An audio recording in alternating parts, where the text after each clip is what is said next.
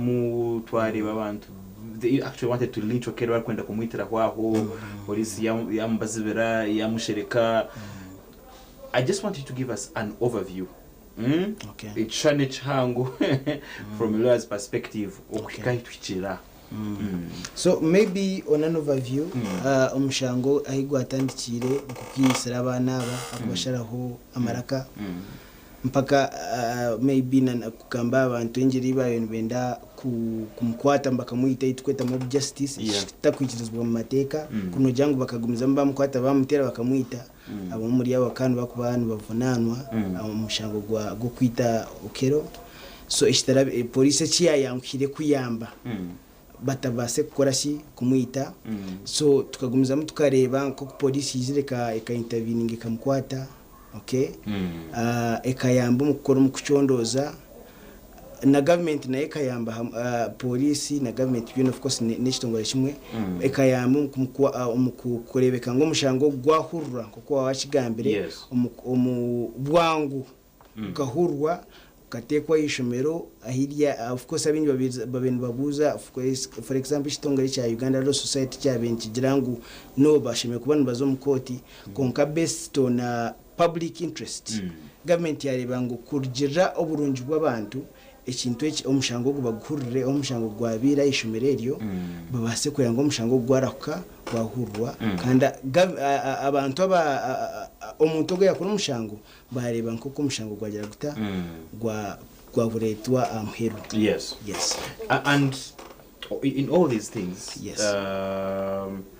omuntu nasa abokuba one of the things I've learned from lawyers and my friends in law we don't deal with emotions, right? That is true. That is very true. We deal with facts. Facts. Amazima gandi enshonga handijo. Yes.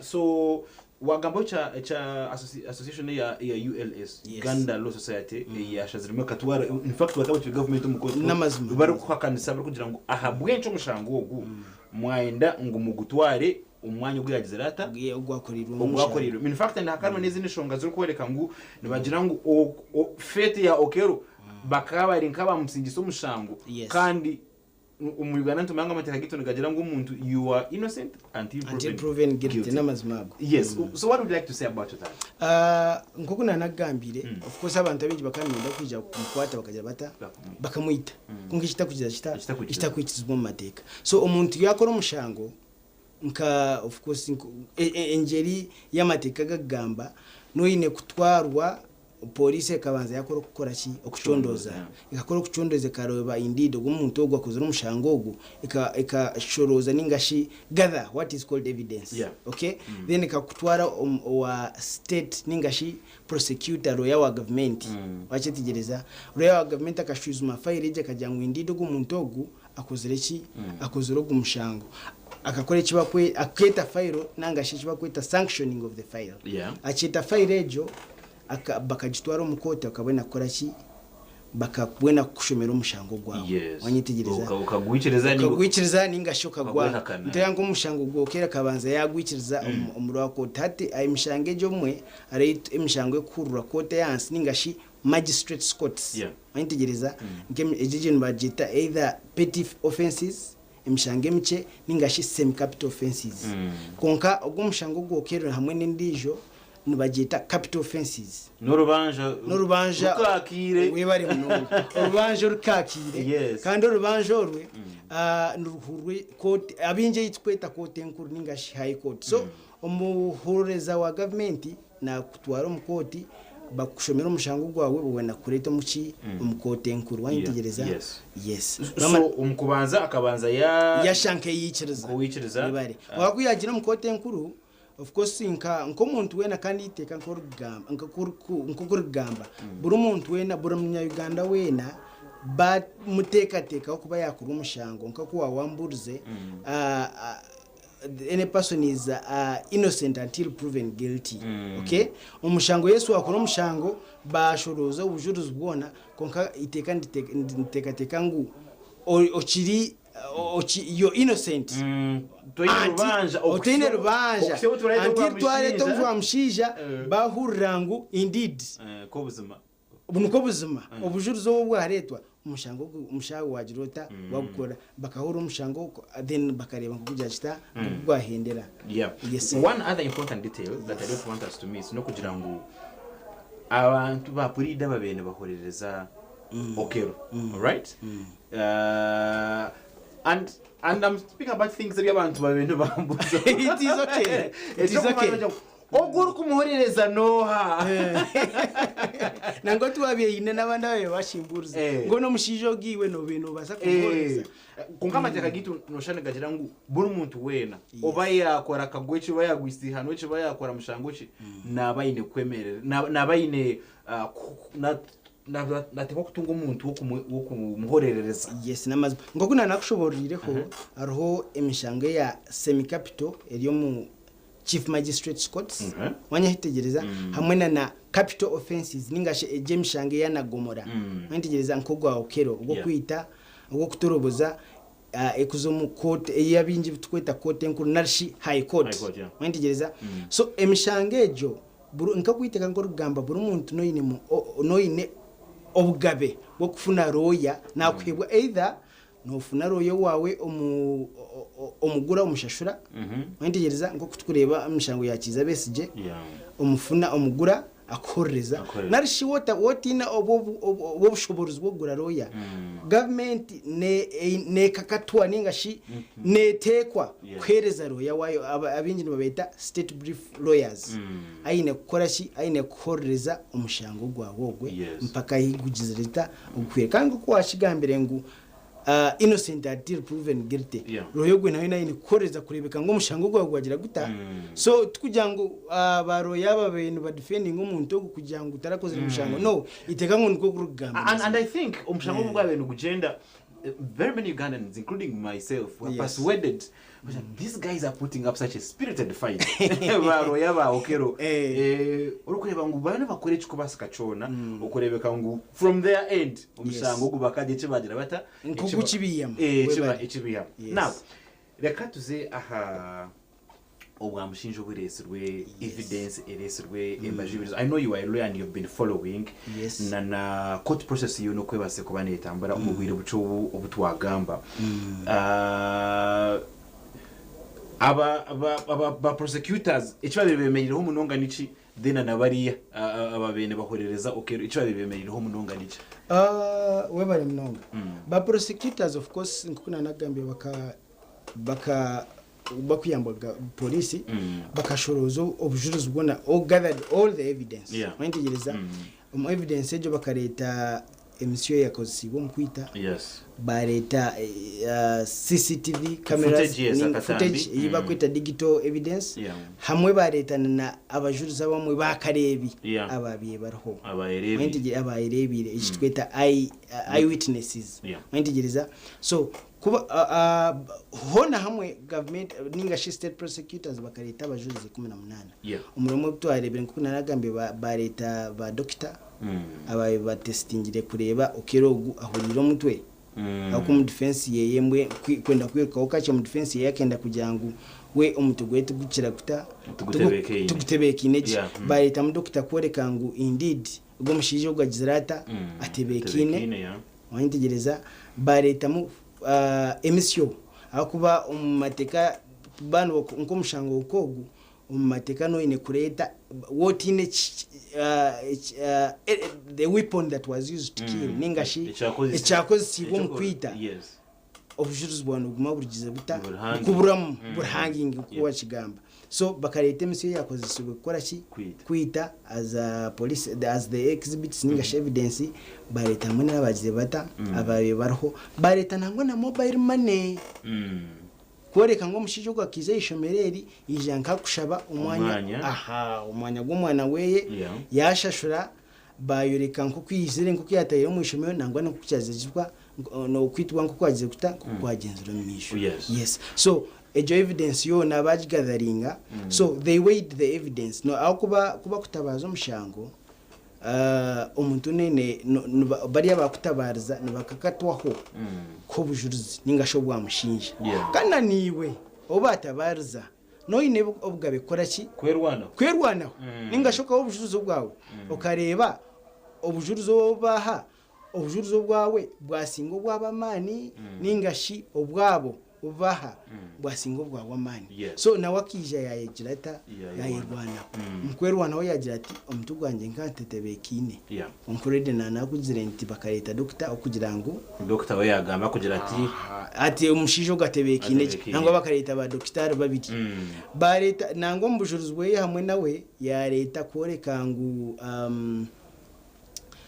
ngo akayagireho butabika kaya yaragireho umwirwaro yabemitwe konka nangwa yaretana na nomujuruzwe omba kuzarwana ningashi mukuru weye konka obujuruzi bwa mukuru weye tubwahamya ningashi bwabuwamu ensha yo koreka ngo indido go mushijo noro nyangore by the way we bare munonga wabura mwensha okoreka ngo indido this guy akayagireho umwirwaro ryashi then bambuza nangwa shi awacu tararesera bazire bawe kutworeka ngo nangwa obwiro bukabutwireho no baretire nangwa prosecutor yaretire landlord we yabe natura yagira ngo umushijo gunga akije yanshashura gesente yarebe enju yagirambura kurugirira ngo kureba umuntu ebirukorwa umuntu odebeki so twareba ba doctor ngo kubagambere ba doctor Yesu babaho obujuruzi konga shati obujuruzi bw'abandi bantu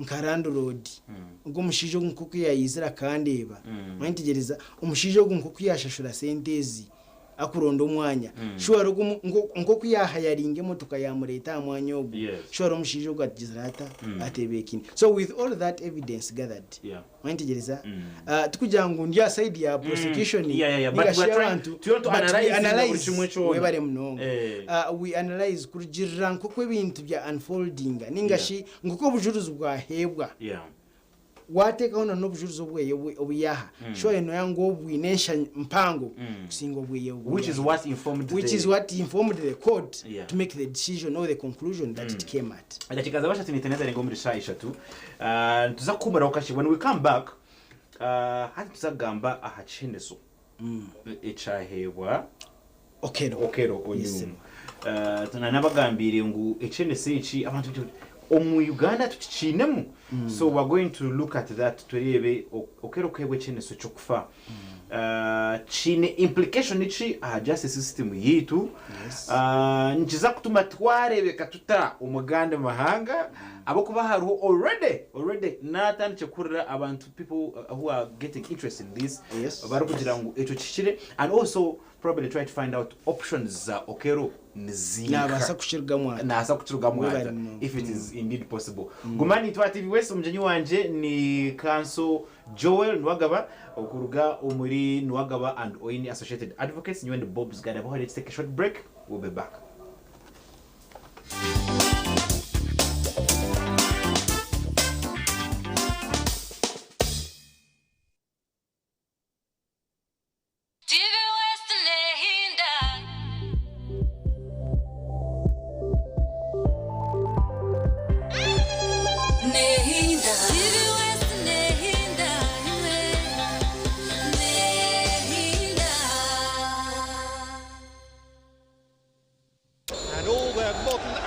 Pace. There is no margin for error. So much here is familiar. Over 1900 games brought us here. There is not a sporting heat quite like this. But history doesn't care about the journey. The Premier League is the best league in the world. La Liga is far and beyond the biggest winner. It only remembers how it ends. You bought it. There's no other word. You bought it. 8 titles. 1 month of mayhem to decide them all. Outstanding from Patrick Dorgan. Stay connected and watch DSTV to catch the football season finale this May. It's on. Wota kudise MTN Momo no gumirwa okusharamu.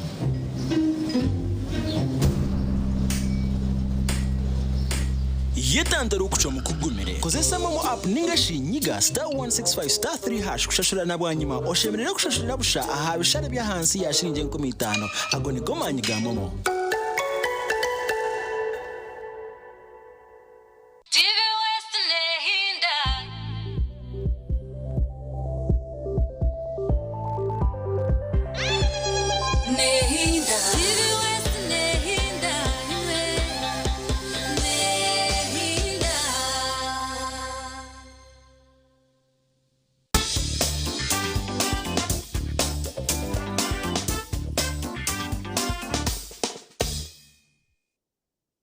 Tabarakayo mugahumura ako akutwa batwine kandi program nation ngayizoba umwanjuzi and Bob's Gada baho bitunye nakubasima. I want to take this opportunity to thank you habwa ogumana mutwereza feedback about this program nimwebere munonga ni kujisia ngo you can always be part of the discussion ituko batwine hanu yero kurabira mikora yitu yamugita abantu tari mwenemwe ngati shitwa kweta social media platforms X app ntibatu rukunje munonga.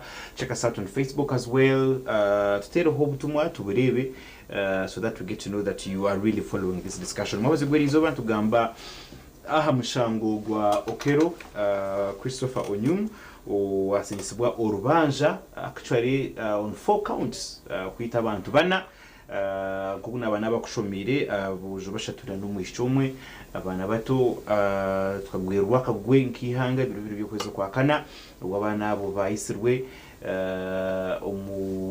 umugwinazi ubwatumiri hangari yagira ngo what is this nangwa nabantu amwe bakenda kutwara amateka umungaro konka want to thank bibyo kwerinda abukurakuka they swung into action really fast.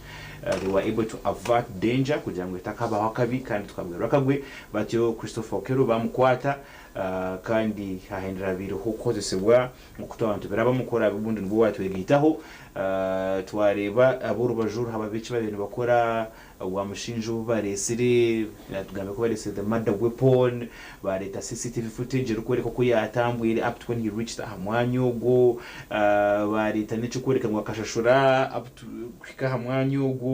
I think there was also another important clue DNA bene mupininga ninga shinyure kamubiri bene mupininga to the murder weapon and ibindi birikebyo atyo mushango gwamusinga kandi urubanja rwamusinga acyumura muziya muhereza Ekiheneso eco kufa. Umjenyi wanje ni umunyamateka ngashomyaberagiro umwami Joel Nwagaba kandi nakorana n'abantu bagaba Oine and Nwagaba Associated Advocates. So to establishing a facts that is when about this case and we're doing well.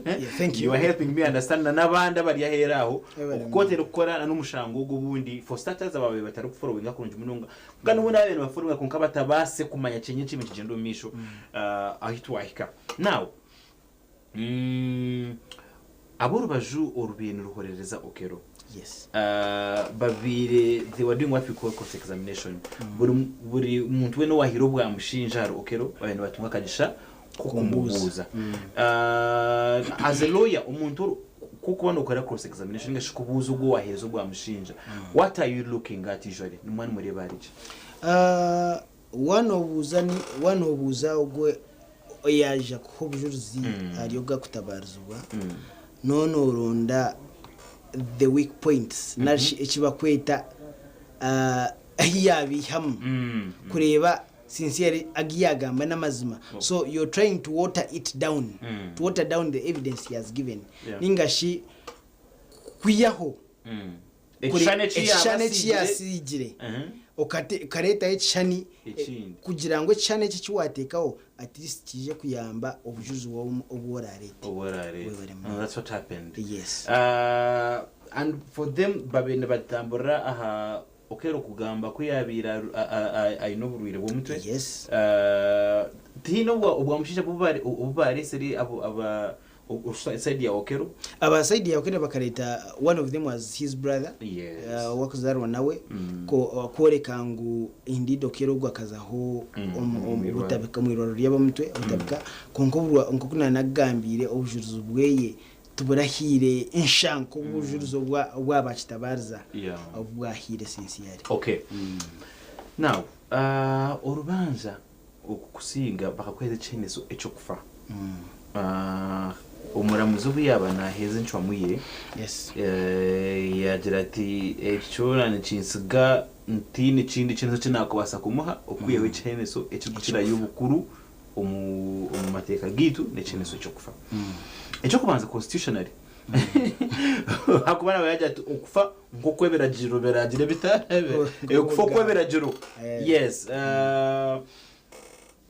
Walk us through what it means umuntu kucwerwa urubanjo rukufa, especially provisions zitu z'amateka gita gihanga.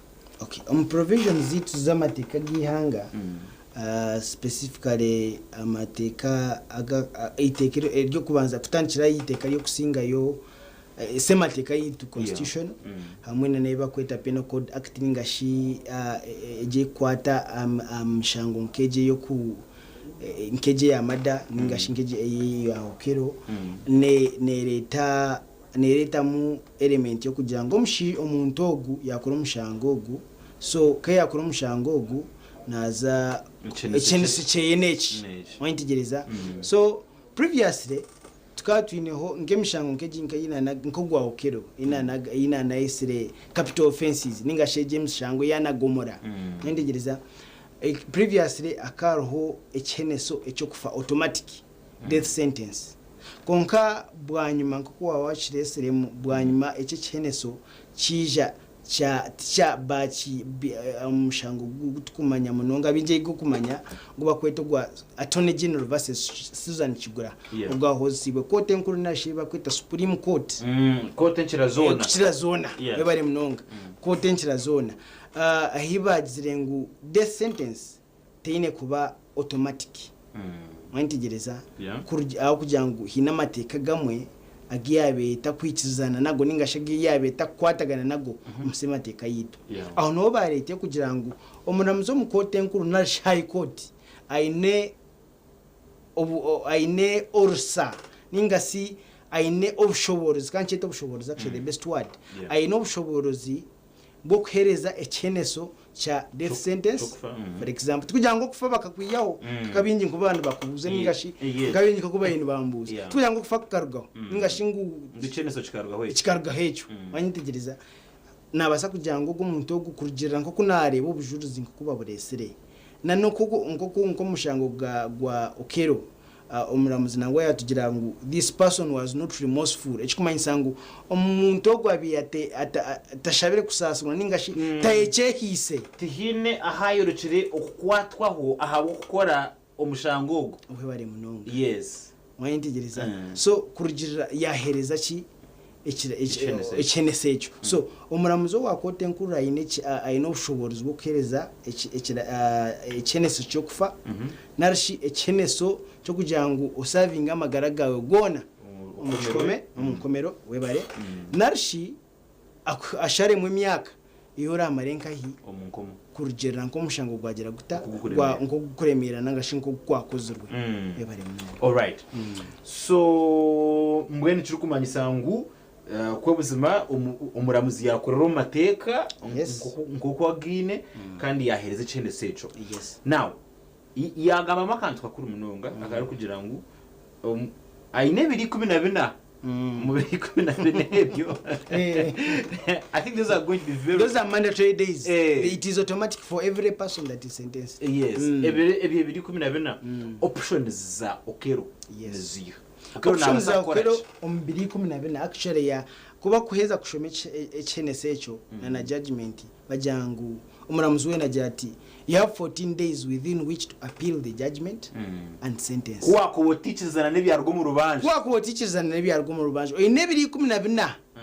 kwa kanisa ningashi okujurira abindi bakito okujurira enchomu ya koti kurugirira emyaka yibakuhereza ningashi ngo kubakora ekiheneso cyakwebo Okello ayine 2014 kujurira insharamu ya koti kugira ngo for example tubara kote je yasharamu mushango gwe teshwizumireje obushuruzo bwa resere ningashi na bwa prosecution mayintegereza ningashi yamuhereza hash sentence nangashi ekibonerezo ekiri nchete ekiri ekikusinga yo bwingi ekitakufavoring amagarage ningashi abinja ba human rights abaragire ngu sincerely it is against the human rights of Okello ogabe bweye nkomuntu kugira ngo atura umunsi nkabantu abandi atisubwe because death sentence mu Uganda automatically bakweza death sentence no kuhanuka na karaba kuhanuka karaba yes so within the 14 days he can appeal the sentence ningashi na jura enchomu ya koti kugira ngo kote ya nibageta court of appeal kote kusinga ejurwamo hawe bari echendeze either achuburo cy'abamuhereza acheneso ekyo ningashi ebanzisha egarike mushuijume obujuzo bamuhereza barebe sincere akayi n'umushango ninga tarakoze omuri yejo process harimo kushanga abantu babiri bahiro bwa mushinja bagaruka bayeta kugaruka me babiri baragambire ati koti yashanga ngo obujuruzi tuburashwizumerweje wantegereza neza ne orderinga koti wantegereza kote yansi kugira ngo egarukemo uhuriro mushango bahuriro obujuruzi babushwizumeje wantegereza bayengo mushango gwagira guta gwasharwa muje bibare munonga wow ako nugo mateka so mateka tene gateka mu feeling washigambe tokuteka mu emotion ninga shi tokuteka mu okwehuriro kagiroti omushijo gwahitwe note bakureta bwa mushinja kugira nkiteka nkukurugambe. Let's talk about the bigger picture. Yes. Echinchi mindset, what bearing does it have on our judicial system? Tunachokonza chabiona. Nichituheze chishanichi. Out there because haroma hanga ahu Ekiheneso ekibazire bata charugire bachibani njiri. So itwe ukushanga Uganda yaheze Ekiheneso. What's the bigger picture? How are we looking now a hero you know, but also the implication on our judicial system? Thank you so much. Maybe kugarrayo kache enyuma kushobora death sentence eji options za okeleza ine ntaka hile bigger picture. No death sentence eji okere options za ine noma to effect there is execution of the death sentence kugira ngo ekibonereze ekyo kyateka omunkorwa kita nibamuteka akaraba nko kunanagambire aho kuba nkikorwa kita no kuteka akaraba automatically ninga shikuhanika barukwese umuguha. Yes, there is a system in Ruzira how they execute that punishment antigereza.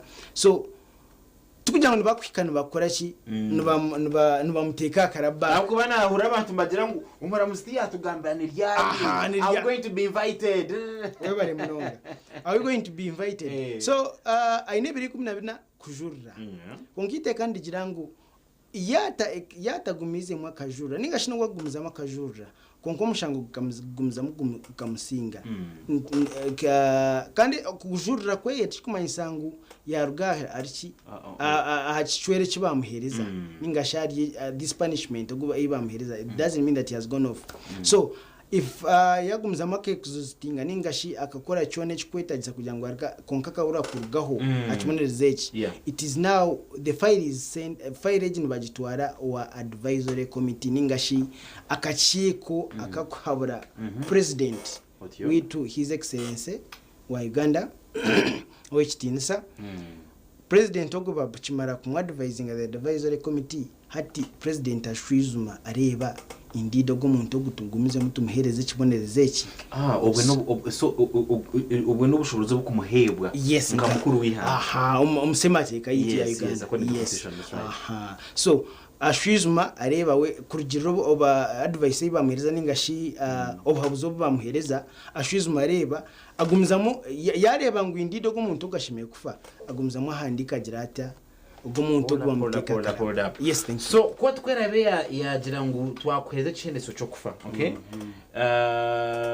akagezaho akajuriza ku nkabyona bikanga still there's the provision kugira ngo president nabasaga kashitame arebe amusasiri webari ni okay now president ayino bushobozo akwa tukatwarabire byarabireho enyume akushashira abantu for example mushango gwa is it Kanyamunyo if I recall akabasasara akajya togu no it's okay ikagende konkana wetu kujangu president ntuguma bamara kumwadvisinga yata signing ningashi yata musasire ningashi yata gizire ngo a serving a life sentence because if you do not serve the death sentence the other alternative is serving a life sentence ningashi bakakusasura ukagenda so nacyo nkibasa president niwe mukama wihangeye so yatachikozere what is the alternative kugira ngo ntuguma tumurinze iteka ndeteka kugira ngo file yaguma etakozurweho kaguma kakatse let's say yaguma ameza yeye president atajirebera atajuyuzumire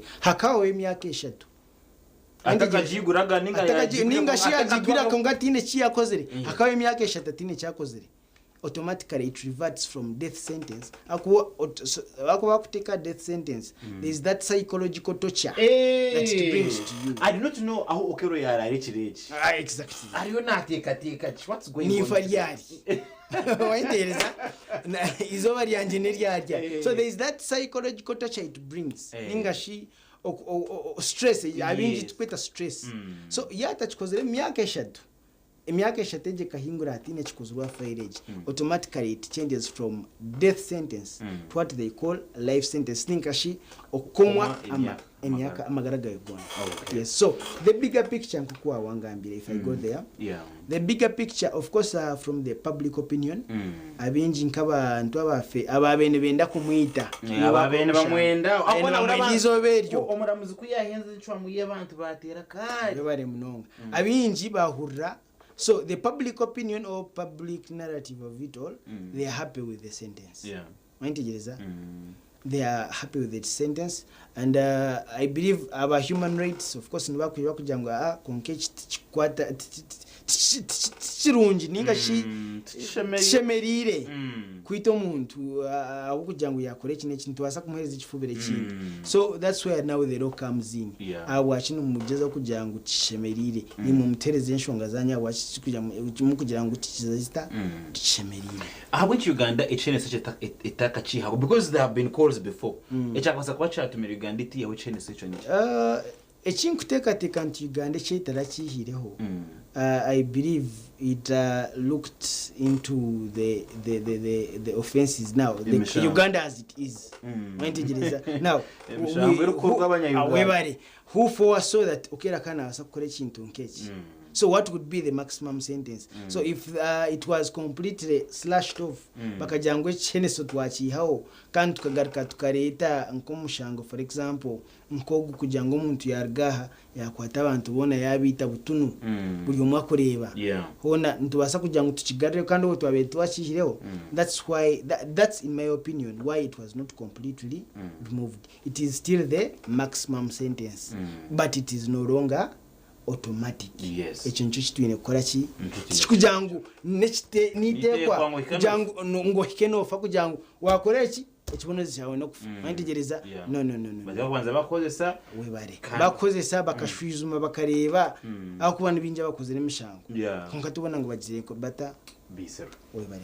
Well, unfortunately that's all the time we had. Nyenda kusima munywani wanje ogumeno tureba.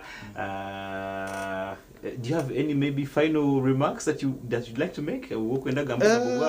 Maybe my final remarks is to nishango mulimba room office zitu ziri zanje kandi ninga zitu akuwa ninkora hamwe na Oyine Kenneth Rubagumya ntukora aha office zitu nishangwa aha kizimbe cha Portville opposite Liverpool House mulimba room ntukora mu court zone ntukora Bushenyi no tushanga ntungamo tinaita kwika. Yes. Final remarks ni kugira ngo abantu on the day to day kugira nkembera za hati abantu bashenge amateka kandi umuntu yaza kore kintu umwe abanze yateka takagizirata atakachikozere. Other than that shouts out to TV West for hosting me. Thank you so much. Shouts out to my lovely wife Kimi Chamarin and everyone that is listening. Nimba sima mnonga mwebale mnonga kumpuritiza. Yabale mnonga watwara ko mnonga kaso Joel nwagaba okuruga omuri Oyinand nwagaba Associated Advocates yanageza ko okutweza perspective na okuturabira mu kumushango ngo basize kubona gutambura finally nkoku wahurira Okello bamuheze Ekiheneso ecukufa ecunju Ekiheneso ekikuchira yubuhango omateka gitu aga Uganda. Very important detail that we've been able to learn no kugira ngo bakabanza bashama barebera iteka bagira it is no longer automatic babanza bakozesa bareba and due diligence is done.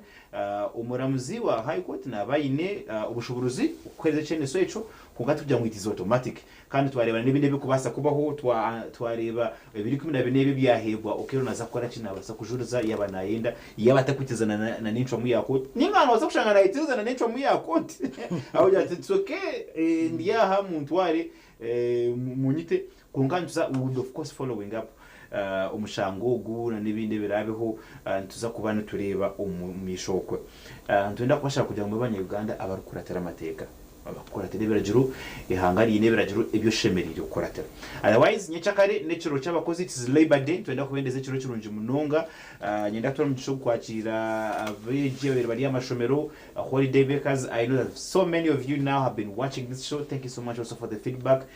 Muri kugumana mutwereza ituduri y'abativius kandi zagumiza muntu bahereza mpaka ukusibu mukamarejera mukari ibyanyu byaho but as and when we are still here zagumiza muntu bahereza yabare munonga nakorana na live champion boy a camera mu studio enyuma ya show ko mu control room twatwiniye big team ekorire omwami David Sarin twatwiniye umwami rukwetwa amona Twitter hamwe na Evan okorera ntwasa kwanto bahereza echani churunje munonga kandi producer wanje yabari omwami Katehango Hannington nasiganda Bob's Gada baho mukaba batindire. Bye bye.